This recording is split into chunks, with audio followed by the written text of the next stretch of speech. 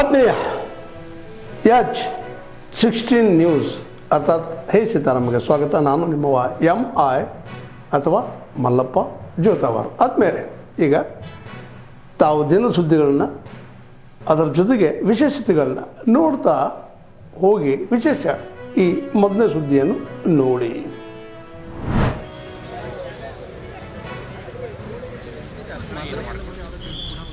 Sir ಇದರಲ್ಲಿ major ಅಂದ್ರೆ sir ನಮಗೆ ನ್ಯೂ ಸೈಡಾಗೆ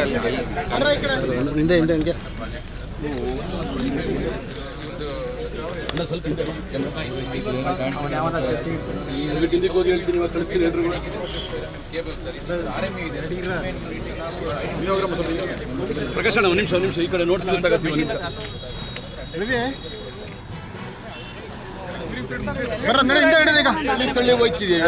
ನೀನೇನ್ ತೆಗಿತಿದ್ದೆ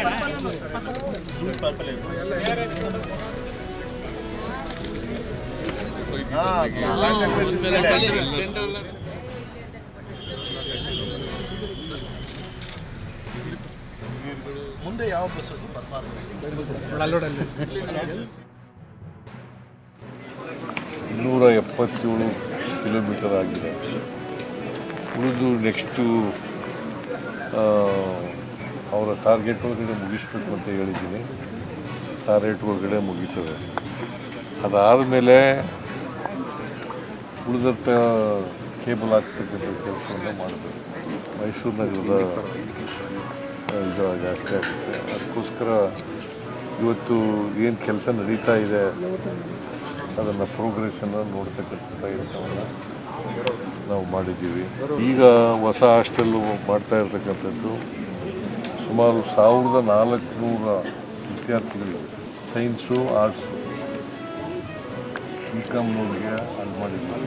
ಅಲ್ಲಿ 900 ವಿದ್ಯಾರ್ಥಿಗಳಿಗೆ ಮಾಡಿದ್ದೀವಿ. ಇಲ್ಲಿ ಸೈನ್ಸು ಮತ್ತು ಆರ್ಟ್ಸು ಕಾಲೇಜನ್ನು ಮಾಡ್ತಾರೆ. ಆಮೇಲೆ ಹಾಸ್ಟೆಲ್ ಮಾಡ್ತಾರೆ. ಸೊ ಅದರಿಂದ ನಾನು ಭಾಳ ಸ್ಪಷ್ಟವಾಗಿ ಹೇಳಿದ್ದೀನಿ, ಯಾವುದೇ ಕಾರಣಕ್ಕೆ ಕ್ವಾಲಿಟಿನಲ್ಲಿ ರಾಜಿ ಇಲ್ಲ. Institute of Agri-Business Management stands in second. ಪದವಿ ಹಾಗೂ ಚಿನ್ನದ ಪದಕ ಪಡೆಯುತ್ತಿರುವ ನನ್ನ ನೆಚ್ಚಿನ ಉದ್ದೇಶಿಸಿ ಮಾತನಾಡಲು ಆಹ್ವಾನಿಸುತ್ತೇನೆ. ಸಂಸ್ಥೆಯ ಮಹಿಳಾ ಸ್ವಸಹಾಯ ಗುಂಪುಗಳು, ಗ್ರಾಮೀಣ ಕುಲಪತಿಗಳು ಮತ್ತು ತಮ್ಮ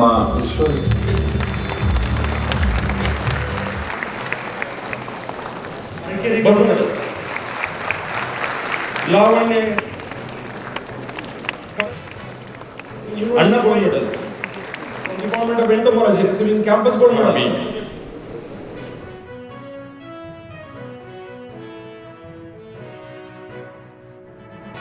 तीसरी बड़ी चुनौती है प्राकृतिक संसाधनों का संरक्षण, खासकर मिट्टी, पानी और जैव विविधता की रक्षा अब राष्ट्रीय प्राथमिकता बन गई है. मिट्टी का स्वाद कृषि की नींव, और अगर हम अस्थिर और गलत तरीके अपनाते हैं तो धीरे धीरे यह नींव कमजोर हो सकती है. इसलिए भविष्य की खेती को सतत भूमि प्रबंधन, पोषक तत्वों का संतुलित उपयोग और पुनरुत्पादक कृषि पद्धतियों से भी आगे बढ़ाना होगा. ಪ್ರಸ್ತುತದಲ್ಲಿ ವಿಶ್ವವಿದ್ಯಾನಿಲಯವು 2170 ವಿದ್ಯಾರ್ಥಿಗಳನ್ನು ಹೊಂದಿದ್ದು, ಇದರಲ್ಲಿ 1524 ಸ್ನಾತಕ ಪದವಿ ವಿದ್ಯಾರ್ಥಿಗಳು, 425 ಸ್ನಾತಕೋತ್ತರ ಪದವೀಧರರು ಹಾಗೂ 221 ಡಾಕ್ಟರೇಟ್ ಪದವಿ ವಿದ್ಯಾರ್ಥಿಗಳು ಒಳಗೊಂಡಿದ್ದಾರೆ. 1964ರಲ್ಲಿ ಕೃಷಿ ವಿಶ್ವವಿದ್ಯಾನಿಲಯ ಬೆಂಗಳೂರು ಸ್ಥಾಪನೆಯಾದ ನಂತರದಲ್ಲಿ ವಿಶ್ವವಿದ್ಯಾನಿಲಯವು 40,000ಕ್ಕೂ ಹೆಚ್ಚು ಕೌಶಲ್ಯ ಪೂರ್ಣ ಸ್ನಾತಕೋತ್ತರ ಪದವೀಧರರು ಮತ್ತು ಡಾಕ್ಟರೇಟ್ ಪದವೀಧರರನ್ನು ರೂಪಿಸಿ ದೇಶ ಕೃಷಿ ಅಭಿವೃದ್ಧಿ ಮತ್ತು ಮಾನವ ಸಂಪನ್ಮೂಲ ಸಮರ್ಥ ಹೆಚ್ಚಿಸಲು ಗಮನಾರ್ಹ ಕೊಡುಗೆ ನೀಡಿದೆ. ಉತ್ತಮ ದರ್ಜೆಯಲ್ಲಿ ಇಲ್ಲ ಅಂತ ಹೇಳಿದಾಗ ಅದರ ಬಗ್ಗೆ ನಾವು ಕ್ರಮ ತಗೊಳ್ಬೇಕಂತ. ಆದರೆ ಏನಾಗ್ತಾಯಿತ್ತು, ನಾವು ಯಾವುದೇ ಒಂದು ಸ್ಯಾಂಪಲ್ ನಾವು ತೊಗೊಳ್ತೀವಿ, ಟೆಸ್ಟ್ ಮಾಡ್ತೀವಿ, ಅದು ಉತ್ತಮ ಇಲ್ಲ ಅಂತ ಗೊತ್ತಾಗುತ್ತೆ. ಆದರೆ ಆ ಒಂದು ಔಷಧಿ ಅದು ಮಾರುಕಟ್ಟೆಗೆ ಹೊರಟೋಗಿರ್ತದೆ.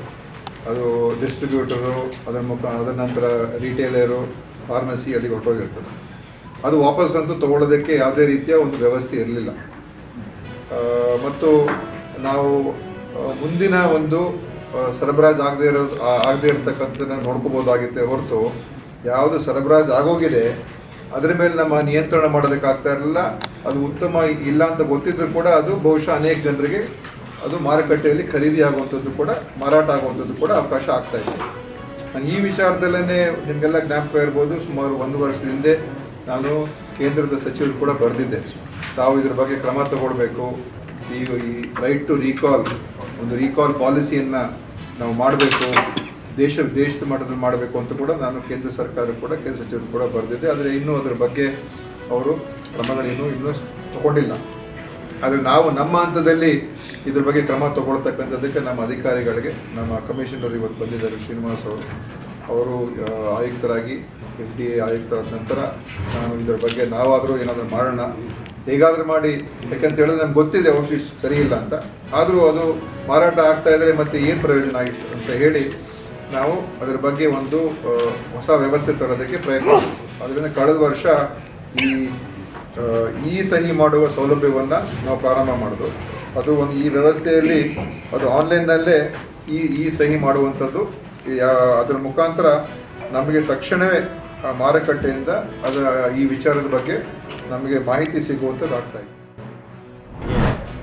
ಒಂದು ಮನವಿ ಪತ್ರ ಕೊಡೋದಕ್ಕೆ ಬಂದಿದ್ದೇವೆ. ಸೀತೂರ ಗ್ರಾಮದ ಹಿರಿಯರು ಹಾಗೂ ಜುನೈದಿ ಸಾಬರ ಸೋದರರಿಬ್ಬರು ಬಂದಿದ್ದಾರೆ.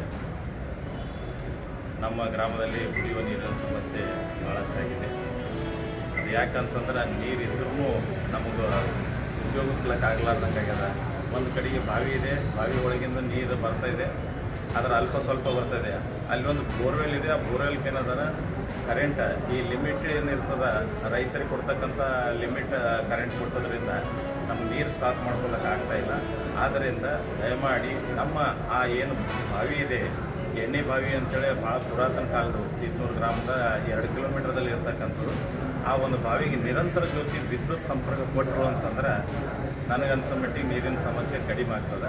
ಅದ್ರ ಜೊತೆಲೇ ಗ್ರಾಮದಲ್ಲಿ ಇರ್ತಕ್ಕಂಥ ಬೋರ್ವೆಲ್ಗಳು ಮೋಟರ್ ಕೆಟ್ಟದಕ್ಕೆ ರಿಪೇರಿ ಮಾಡ್ಕೊಂತಂದು ಹಾಕ್ತಾಯಿದ್ದಾರೆ. ಆದ್ದರಿಂದ ದಯಮಾಡಿ ಜಿಲ್ಲಾಡಳಿತ ಈ ಗ್ರಾಮದ ರೈತರ ಹಾಗೂ ಬಡವರ ಕೆಲಸ ಬಿಟ್ಕೆಸಿಂದ ನೀರಿಗಾಗಿ ಪರದಾಡ್ತಾ ಇದ್ದಾರೆ. ಅದರ ಜೊತೆಲೇ ಮೂಗು ಜಾನುವಾರುಗಳಿಗೂ ನೀರಿನ ಸಮಸ್ಯೆ ಆಗಿದೆ, ಕುಡಿಯೋ ನೀರು ಸಿಗ್ತಾ ಇಲ್ಲ. ಯಾಕಂದ್ರೆ ಮೂಗು ಜಾನುವಾರಿಗೆ ಎಲ್ಲಿ ನೀರು ಸಿಗಲ್ಲ, ಮನುಷ್ಯ ಮಾತು ಬರ್ತದೆ, ಎಲ್ಲಾದರೂ ಹೋಗ್ಬೇಕಂದ್ರೆ ನೀರು ಖರೀದಿ ಮಾಡಿದ್ರೆ ಕುಡಿಬೋದು ಅಥವಾ ಯಾರ ಕಡೆಗೆ ಇಸ್ಕೊಂಡಾದ್ರೂ ಕುಡಿಬೋದು. ಅದರ ಜಾನುವಾರುಗಳಿಗೆ ಕುರಿ ಆಗಿರ್ಬೋದು, ದನ ಕರುಗಳಾಗಿರ್ಬೋದು, ಎಲ್ಲವೂ ಸಮಸ್ಯೆ ಆಗ್ತದೆ. ಆದ್ದರಿಂದ ದಯಮಾಡಿ ಈ ನಿರಂತರ ಜ್ಯೋತಿ ಒಂದು, ಎರಡನೇದೇನಾದರೂ ಮೋಟ್ರ್ಗಳು ಚೇಂಜ್ ಮಾಡಬೇಕು. ಆಮೇಲೆ ಒಂದು 2 ಪಾಯಿಂಟ್ ಬೋರ್ವೆಲ್ ಹೊಸದಾಗಿ ಕೊಡಬೇಕಂತೇಳಿ ಇವತ್ತು ನಾವು ಜಿಲ್ಲಾಧಿಕಾರಿಯವರಿಗೆ, ADC ಸಾಹೇಬರಿಗೆ ಮನವಿ ಪತ್ರ ಕೊಟ್ಟಿದ್ದೇವೆ. ನಾವೆಲ್ಲ ಗ್ರಾಮಸ್ಥರು ಬಂದಿದ್ದೇವೆ.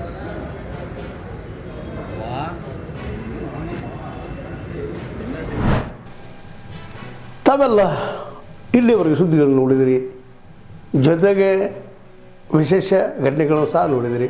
ಅದು ನಿಮ್ಗೇನು ಅನ್ನಿಸ್ತು? ನಿಮಗೆ ಲೈಕ್ ಮಾಡಿರಿ, ಶೇರ್ ಮಾಡಿರಿ, ಕಾಮೆಂಟ್ ಮಾಡಿರಿ, ಜೊತೆಗೆ ಸಬ್ಸ್ಕ್ರೈಬ್ ನಿಲ್ಲಿಸ್ಬೇಡ್ರಿ. H16 ನ್ಯೂಸ್ ಅರ್ಥಾತ್ ಸೀತಾರಾಮ್ ಸತ್ಯದ ಕೈಗನ್ನಡಿ ವಂದನೆಗಳು.